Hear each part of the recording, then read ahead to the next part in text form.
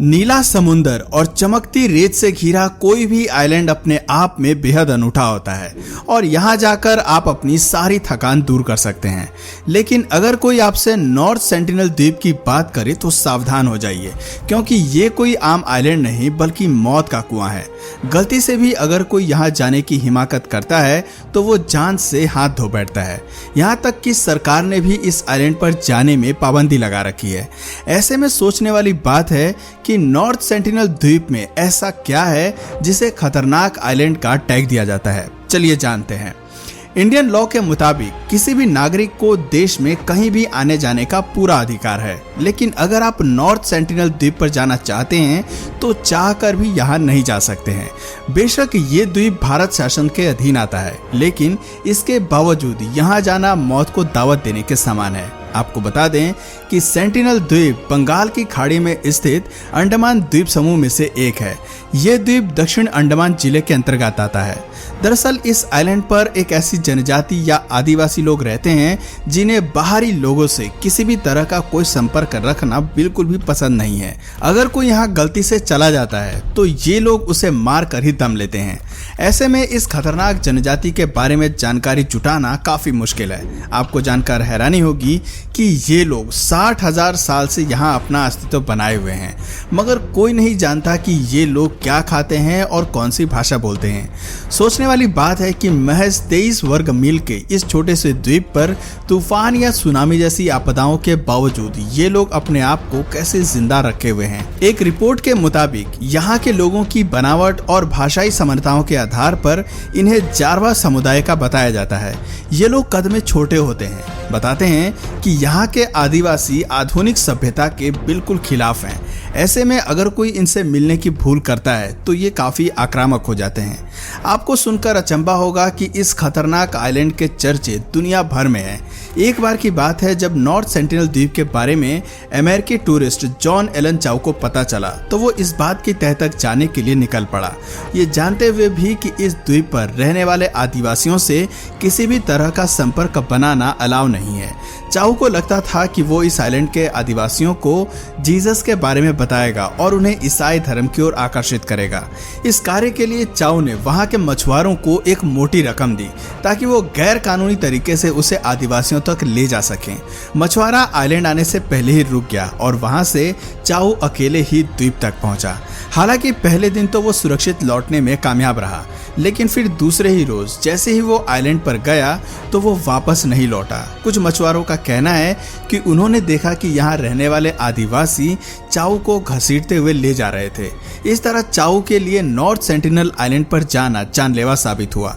आदिवासियों ने तीर मारकर उसकी हत्या कर दी थी। आपको बता दें कि नॉर्थ सेंटिनल द्वीप के लोग इतने खतरनाक हैं कि अगर कोई विमान या हेलीकॉप्टर के जरिए भी इनके बारे में जानने की कोशिश करता है उस वक्त भी ये हाथ में तीर कमान लिए खड़े होते हैं और हेलीकॉप्टर के जरा भी नजदीक आने पर ये हमला बोल देते हैं।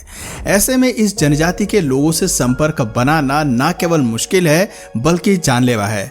आपको साल 2004 में आई सुनामी तो याद ही होगी, जिसकी वजह से काफी तबाही देखने को मिली थी। बताते हैं कि उस समय सरकार ने जब इस द्वीप पर रहने वाले लोगों की मदद के लिए कोस्ट गार्ड के हेलीकॉप्टर भेजे तो उल्टा आदिवासियों ने हेलीकॉप्टर पर ही तीर चलाने शुरू कर दिए थे। ऐसा ही एक और मामला साल 2006 में भी सामने आया। हुआ कुछ यूं था कि दो मछुआरे अपनी नाव के साथ भटक कर सेंटिनल द्वीप के नजदीक पहुंच गए थे, जहां उन्हें अपनी जान गंवानी पड़ी।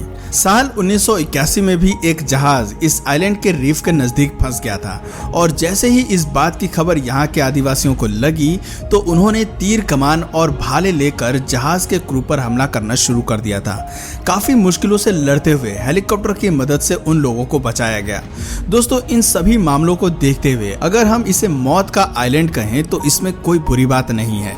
जैसा कि हमने आपको पहले ही बताया कि इस आइलैंड पर रहने वाले लोग बाहरी लोगों से किसी भी तरह का कोई ताल्लुक रखना पसंद नहीं करते हैं। वो नहीं चाहते कि कोई बाहर का इंसान उनकी प्राइवेसी में कोई दखल दे, इसलिए वो यहाँ आने वाले हर शख्स को मार डालते हैं। दुनिया से अलग थलग रहने वाले इन लोगों को लॉस्ट ट्राइब भी कहा कहा जाता है। ये लोग अपनी जिंदगी को अपने ही ढंग से जीना पसंद करते हैं। सरकार ने भी इस तरह की जनजातियों को संरक्षित करने के लिए कानून बना दिए हैं। कानून के तहत इस क्षेत्र में प्रशासन के अलावा किसी भी दूसरे व्यक्ति के प्रवेश पर बैन है। यहाँ तक कि फोटो खींचना या कोई फिल्म बनाना भी कानूनन जुर्म है।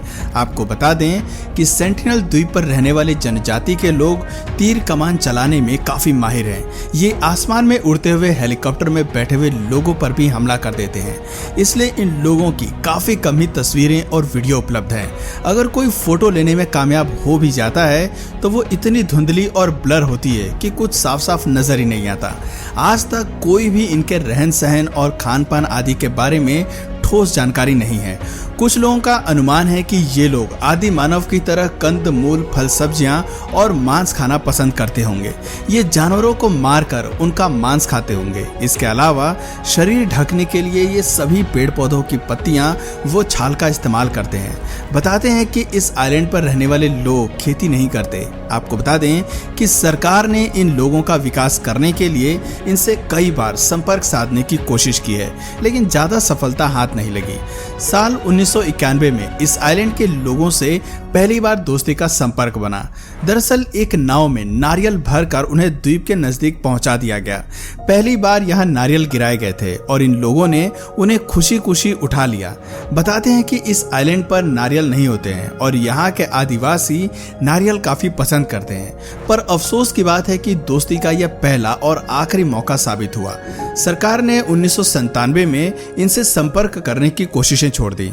जिस तरह सरकार की ओर से हम लोगों की यहाँ जनगणना होती है, वैसे ही सरकार इन लोगों की भी जनगणना करती है। आखिरी बार साल 2011 में जनगणना हुई थी, जिसमें 15 सेंटिनल लोग खोजे गए थे।